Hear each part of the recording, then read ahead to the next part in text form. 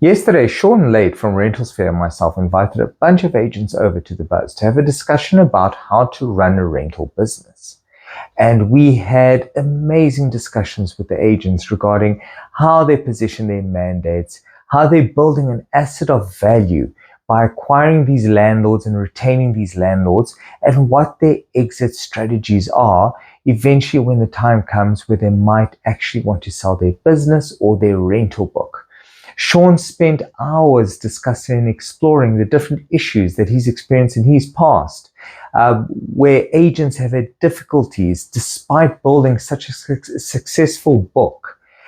Such difficulties in being able to sell this book. I obviously went into the detail of the different solutions and options that agents could look into using in order to be able to transfer their rental book from themselves to somebody else without having issues where the landlord wants to terminate the mandate.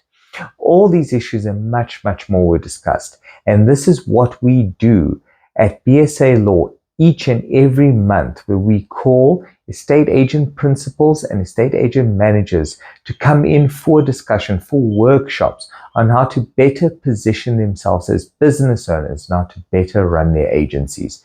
Join us next time.